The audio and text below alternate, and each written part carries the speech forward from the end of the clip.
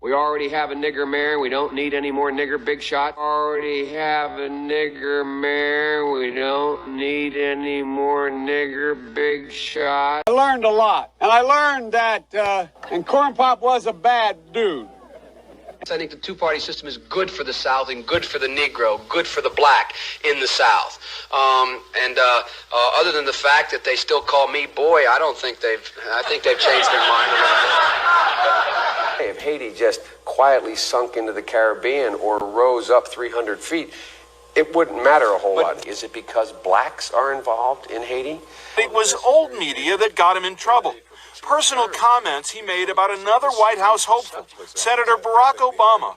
I mean, you got the first sort of mainstream African American who is articulate and bright and clean and nice-looking guy. I mean, that's a storybook, man. Yeah. He's going to let the big banks once again write their own rules. Unchain Wall Street. They're going to put you all back in chains. We have this notion that somehow if you're poor, you cannot do it. Poor kids are just as bright and just as talented as white kids. Long way until November. We got more questions. You got more questions, but I tell you, if you have a problem figuring out whether you're for me or Trump, and you ain't black. It don't have nothing to do with Trump. It has to do with the fact I want something for my community. I would love to see. Take a look at my record, man. I have a record that is second to none. The NAACP has endorsed me every time I've run.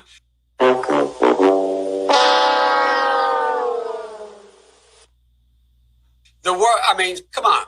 Take a look at the record. Come on, baby. Let's invest. Joe has a terrible history in the black community, and everybody just loves him because he's a fluffy old guy. Former Vice President Joe Biden, he's run for president twice before, unsuccessfully. He's never before been the frontrunner. Now that he is towering over all the other declared Democratic candidates, his almost 5 decades in public life are getting some real scrutiny. On top of that list, his record on civil rights during his younger days as a U.S. Senator. CNN's Jeff Zeleny has exclusively obtained some letters written by Biden himself.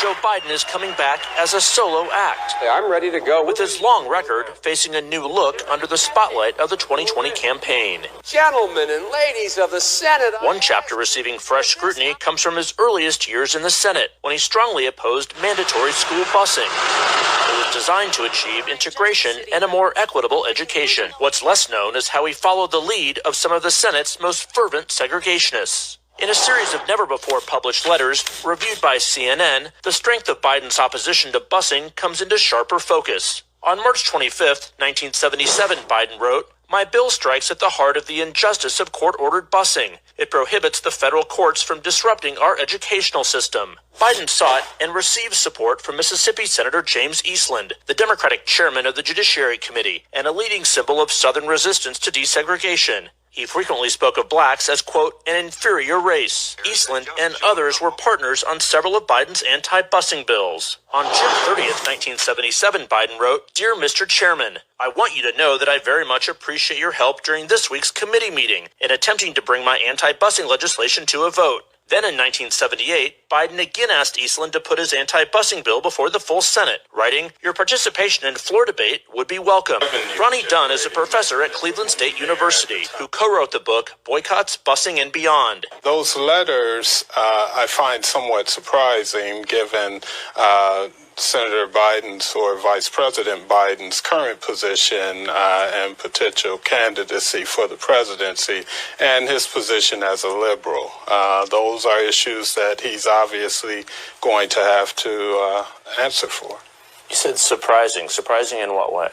Well, the fact that he would solicit the support of staunch segregationists, James Eastland as well as Jesse Helms, introducing legislation as opposing busing at that time. Now to the race for 2020 this morning and new backlash against former Vice President Joe Biden. He's refusing to apologize as he faces growing criticism over comments he made about being able to work with others in Washington. But his examples were segregationist senators 40 years ago. Apologize for what? Refusing to apologize for touting his ability to find common ground with senators he disagreed with, even segregationists. Biden is facing sharp criticism. At a fundraiser Tuesday, Biden describing Senator Herman Talmadge of Georgia as one of the meanest guys I ever knew. But adding, well, guess what? At least there was some civility. We got things done. And recalling Senator James Eastland of Mississippi, Biden said, he never called me boy. He always called me son. Biden's 2020 rival, Senator Cory Booker, demanding an apology. Somebody running for president of the United States, somebody running to be the leader of our party, should know that using the word boy in the way he did can cause hurt and pain. Vice President Biden shouldn't need this lesson. Now, Biden actually took it a step further, saying that it was Senator Cory Booker who owes him the apology. Cory should apologize. It was hurtful to hear you talk about the reputations of two United States senators who built their reputations and career on the segregation of race in this country.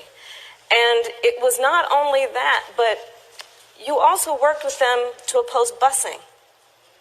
And, there was a little girl in California who was part of the second class to integrate her public schools. And she was bused to school every day. And that little girl was me. To coddle the reputations of segregationists, of people who, if they had their way, I would literally not be standing here as a member of the United States Senate, I think, it's misinformed and it's wrong. But Biden is not backing down. Apologize for what?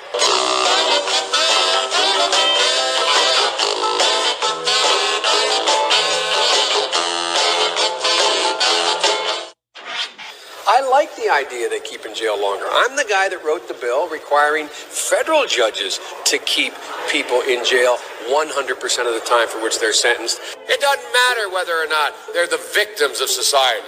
The end result is they're about to knock my mother on the head with a lead pipe, shoot my sister, beat up my wife, take on my sons. So I don't want to ask, what made them do this? They must be taken off the street. Increase the penalties. Increase them. I would put the son of a gun in jail. Put them to death. From the crack epidemic of the 80s to the crime wave of the 90s to the post 9/11 war on terror, throughout his career, Biden has represented the Democratic Party consensus, shifting his views to fit whatever best serves his own political career. Over his 44 years in the Senate and then as vice president, Biden was a leading architect of today's criminal justice system, which contributed to mass incarceration and the police misconduct that protesters are fighting back against today. Biden crime bill, the Biden crime bill, the Biden crime bill. Hell, we've had crime bills coming out our ears. Every major crime bill since 1976, every minor crime bill has had the name of the Democratic senator from the state of Delaware, Joe Biden. You got a gun? You commit a felony, 10 years. We already have it 5 years. Minimum mandatory. Judge can't say, you had it in your pocket, you never intended to use it, we're only going to give you 1 year. Judge has to say 5 years. Well, he wants to make it 10 or 20 or 60. We can work that out. He wanted to remove judicial discretion for those who, quote, don't meet the middle-class criteria of susceptibility to rehabilitation. They are beyond the pale, many of those people. They literally have not been socialized. They are in jail. Away from my mother, your husband, our families. The Biden-Thurmond Violent Crime Control Act of 1991 would have increased the maximum sentence for 44 crimes to include the death penalty. A wag in the newspaper recently wrote, Biden has made it a death penalty offense for everything but jaywalking.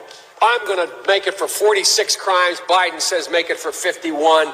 We're going to get tough. Then he presented the final version of the legislation. 60 new death penalties, brand new, 60. There are 70 additional enhancements of penalties, i.e., you go to jail longer. After his disastrous 1987 presidential campaign, Biden had staged his political comeback, in part by becoming a media darling on issues of policing and crime, and he led the fight to pass the landmark 1994 crime bill under Bill Clinton. When I wrote the original bill that started this whole process, the so-called Biden crime bill, I didn't call a liberal confab and write it. I didn't call any big society people and write it. I called the cops. A Democratic president wants 100,000 100,000 cops. A Democratic president wants to build 125,000 new prison cells. That's the secret. That somehow the Republicans tried to make the crime bill tougher. I say, poppycock. They didn't make anything tougher. Found out that this midnight basketball isn't getting them together, a bunch of jive folks living in their city to do, try to see if they can be Michael Jordan. When they found out, they were keeping schools open. So gangs come off streets instead of out raping my mother, marauding me, robbing the local store. They're in a gymnasium, and my daughter will be safer, my wife will be safer, my mother will be safer, and I will be safer. And I will be happy.